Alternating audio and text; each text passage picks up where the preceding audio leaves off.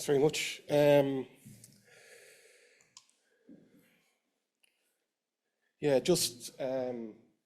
talking about emergency lights, obviously. Half an hour, I'm not going to be able to talk a whole lot. I'll talk quick.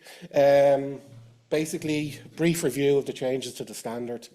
I'm going to highlight some of my own pet peeves, stuff that's often missed in the old standards, and obviously because of today, the link with the technical guidance documents, it's down there.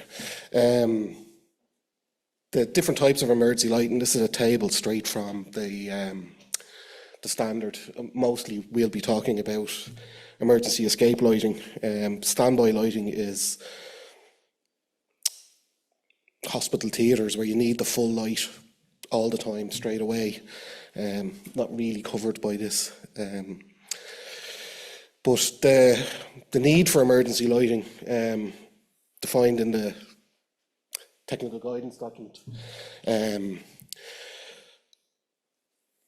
get people the escape routes clearly and unambiguously identify the escape routes, provide illumination along the escape routes and ensure that fire safety equipment like call points, fire extinguishers, that sort of stuff is illuminated.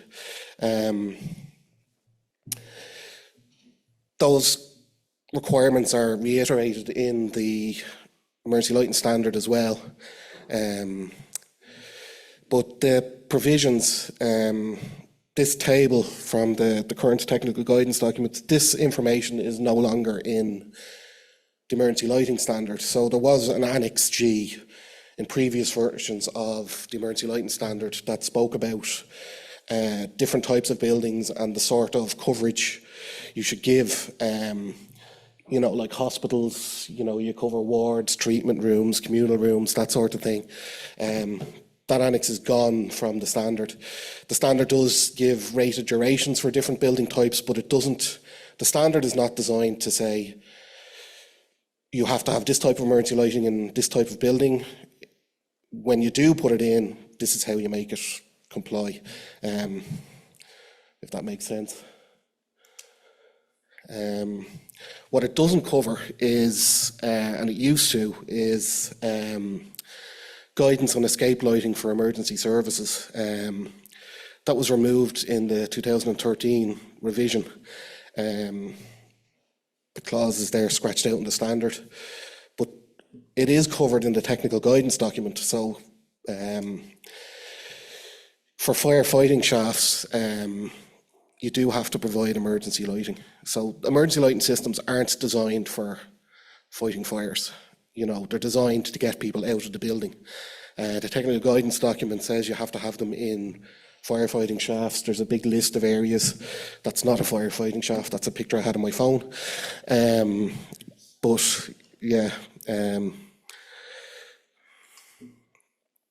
Just escape route lighting. This hasn't changed. One looks along the centre band of an escape route, a defined escape route, a 2-metre corridor. One looks along the centre. The reason I wanted to show this and talk about it is, and I'm actually glad Honor earlier said, she doesn't like seeing emergency lighting on drawings, because no two emergency lights are the same, and putting them on a drawing at a fire cert stage is meaningless. In this example, they're simple 8-watt bulkheads like you have here, recessed. The filters on them are designed to spread the light sort of that way, not long ways. But they're often installed long ways. So these are spacing tables from the manufacturer. Impossible to read on that, obviously. But the spacing end to end is 4.3 metres. But the spacing side to side is 7.4 metres. So in that corridor, if I'm putting them long ways, because it looks nice, I've put them 4 metres apart. If I'm putting them width ways, I can get away with one less.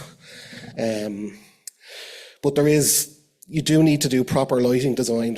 For very complex buildings, there's software, or simpler buildings, you can use spacing tables, but just throwing lights in willy-nilly, not ideal. And you also have to look at light and dark spots. So there is ratios of minimum to maximum lighting levels along your escape routes.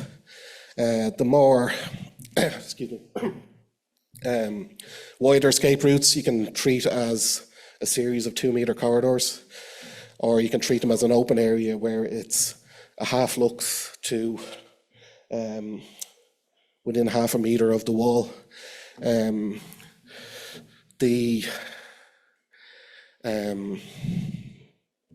the same.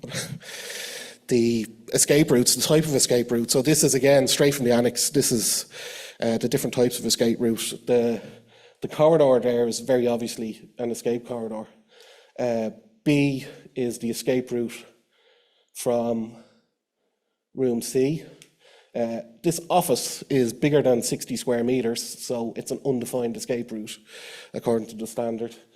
This one's less than 60 square metres, so that's okay. This kitchen could be considered a high-risk task area. The standard doesn't define what high-risk task areas are, so that's something that needs to be considered at the design stage. But